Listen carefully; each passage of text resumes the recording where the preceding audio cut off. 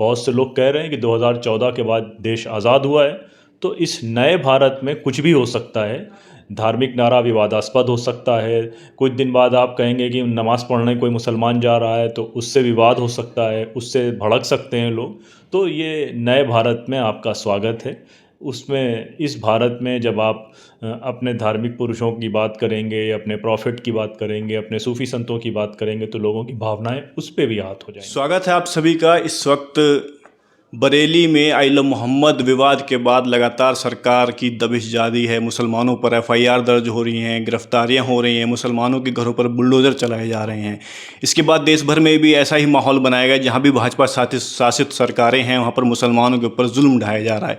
इसी मुद्दे पर बातचीत करने के लिए हमारे साथ मौजूद हैं APCR के नेशनल सेक्रेटरी एवं human right activist Nadeem Khan साहब। आइए हम उनसे बातचीत करते हैं और जानने की कोशिश करते हैं क्या इस मामले के पीछे सरकार की मंशा है। नदीम भाई, लगातार मुसलमानों को टारगेट किया जा रहा है। आई लव मोहम्मद कहने पे, आई लव मोहम्मद कहना तो हर मुसलमान का मकसद होता है। देखिए, आपने जब शुरुआत करी तो आपने कहा आई लव मोहम्मद विवाद पर, तो आपने भी एक्सेप्ट कर लिया है कि आई लव मोहम्मद एक विवाद है। तो हमारा बुनियादी सवाल यही है कि कोई स्पिरिचुअल नारा, कोई रिलीजियस नारा, किसी की श्रद्धा से जुड़ा हुआ नारा विवादास्पद कैसे हो सकता है। अगर मैं कहूँ I hate Nadeem, I hate this, I hate that, तब तो वो विवादास्पद हो सकता है। लेकिन मैं कह रहा हूँ आई लव, और मैं जिस लव का इजहार जिस शख्सियत के साथ कर रहा हूँ, पूरी दुनिया में सबसे ज़्यादा नाम रखे गए उनके नाम पे सल्लल्लाहु अलैहि वसल्लम। तो मैं किसी के को प्रोवोकेट नहीं कर रहा हूँ, मैं किसी के बारे में बात नहीं कर रहा हूँ। मैं अपने धर्म के बारे में, मैं अपने धर्म गुरु के बारे में, मैं अपने प्रॉफिट के बारे में अपने अंदाज से बात कर रहा हूँ। सामने वाले को इससे समस्या क्या है, ये अभी तक बात समझ में नहीं आई। तो लेकिन बहरहाल मेहरबानी है उत्तर प्रदेश की योगी सरकार की कि उन्होंने एक धार्मिक नारे को भी क्रिमिनलाइज कर दिया है, एक रिलीजियस स्लोगन को क्रिमिनलाइज कर दिया है। और जैसा आपने कहा कि पूरा मीडिया उसको लिख रहा है विवादास्पद नारा।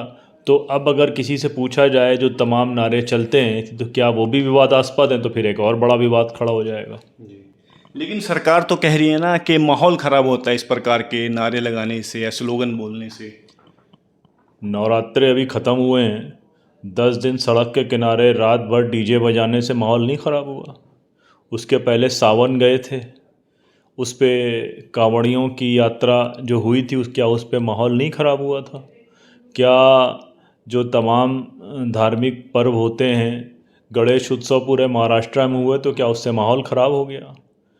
हम जिस देश में रहते हैं उस देश की सभ्यता और संस्कृति हमको ये बताती है कि हम एक दूसरे के धार्मिक पुरुषों की रिस्पेक्ट करते हैं। इकबाल ने राम को इमाम हिंद कहा है, और तमाम लोग आपको नज़र आ रहे होंगे मीडिया में कि मोहम्मद साहब के बारे में बात करते हुए। तो ये तो अब बहुत से लोग कह रहे हैं कि 2014 के बाद देश आज़ाद हुआ है, तो इस नए भारत में कुछ भी हो सकता है। धार्मिक नारा विवादास्पद हो सकता है। कुछ दिन बाद आप कहेंगे कि नमाज़ पढ़ने कोई मुसलमान जा रहा है तो उससे विवाद हो सकता है, उससे भड़क सकते हैं लोग। तो ये नए भारत में आपका स्वागत है।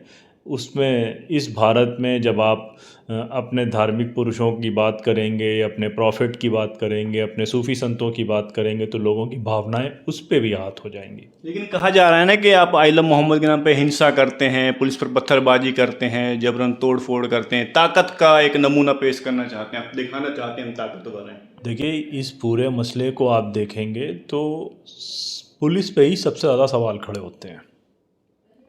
क्या देश के कानून में कोई ऐसी धारा है जिसमें आई लव मोहम्मद कहने पर किसी को अरेस्ट किया जा सके?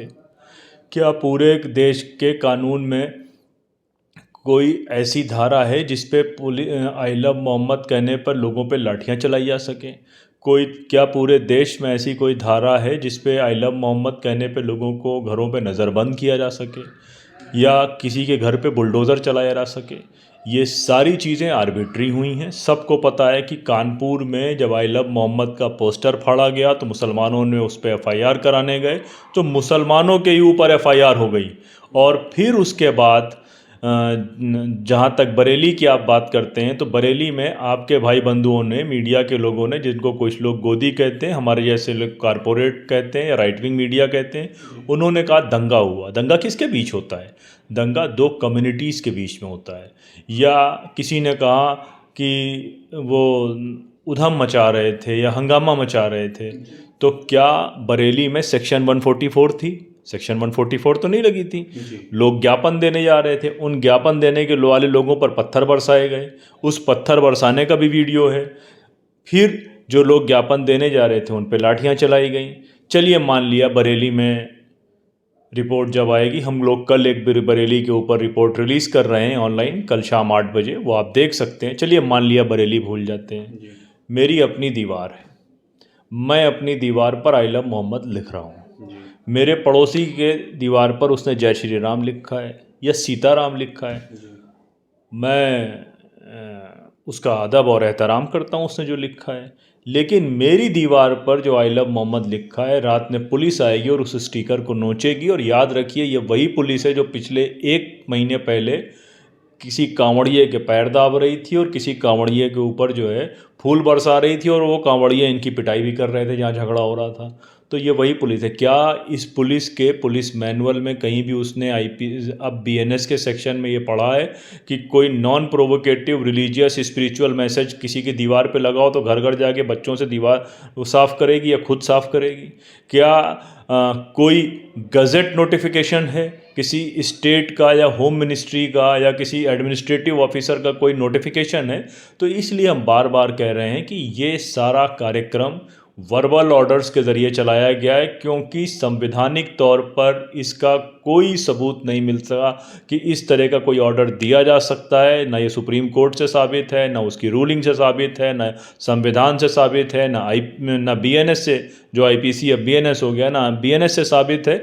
सिर्फ मौखिक ऑर्डर दिए जा रहे हैं। वही पुलिस जिसको पहले ऑर्डर मालिश करने के दिए गए थे, अब उससे पोस्टर रिमूव कराए जा रहे हैं। तो ये आपके सामने है, और इसकी देखा देखी उत्तर प्रदेश की उत्तराखंड में हुआ, उसकी देखा देखी महाराष्ट्र के अहमदनगर में हुआ, उसकी देखा देखी गुजरात के वडोदरा में हुआ, तो दूसरी जगह भी चल रहा है। अच्छा, हमने देखा है कि एफआईआर में पुलिस का कहना है कि बजरंग दल की शिकायत पर कार्रवाई हो रही है। जहाँ भी हो रही है, बजरंग दल के, विश्व हिंदू परिषद के लोग शिकायत करते हैं तो पुलिस फिर एक्शन लेती है। अब दरअसल क्या है कि इस देश में पुलिस के ऊपर एक नई अथॉरिटी है। वो अथॉरिटी अखिल भारतीय विद्यार्थी परिषद बजरंग दल की है। वो नई अथॉरिटी आदेश करते हैं। पुलिस ये बताए कि कोई सेक्शन वायलेट हुए, कुछ उनके पास में प्रूफ है, क्या हुआ जो वो एफआईआर कर रहे हैं और किस बात की एफआईआर कर रहे हैं। बरेली में एक एफआईआर हुई जिसमें 3100 लोग अननोन डाल दिए गए। कहाँ हैं वो लोग? क्या किया है उन लोगों ने? क्या कर दिया ऐसा? उनका जुर्म क्या है? उनका गुनाह क्या है? क्या उन्होंने कर दिया जो आप ऐसी एफआईआर कर रहे हैं? तो ये सबसे बड़ा सवाल इस पूरे प्रोसेस में संस्थाओं के राजनीतिकरण का है, सरकारों की मंशा का है और पुलिस के निकम्मेपन का है कि वो संविधान से, बीएनएस से, चीज़ें सुप्रीम कोर्ट की गाइडलाइंस से या जो राइटिंग में ऑर्डर्स हैं उनसे कोई निर्देश नहीं ले रही है।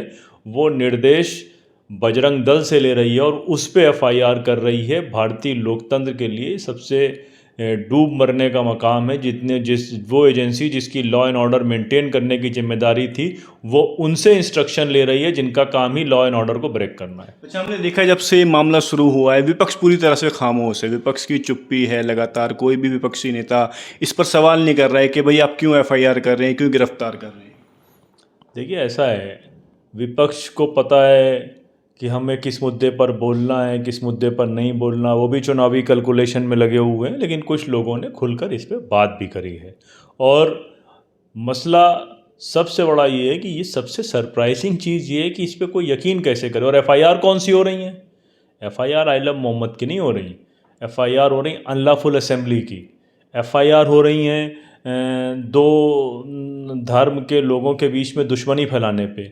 तो एफआईआर भी झूठी हैं, उनकी दलीलें भी झूठी हैं और एफआईआर कराने वाले भी झूठे हैं और एफआईआर करने वाली पुलिस भी झूठी है।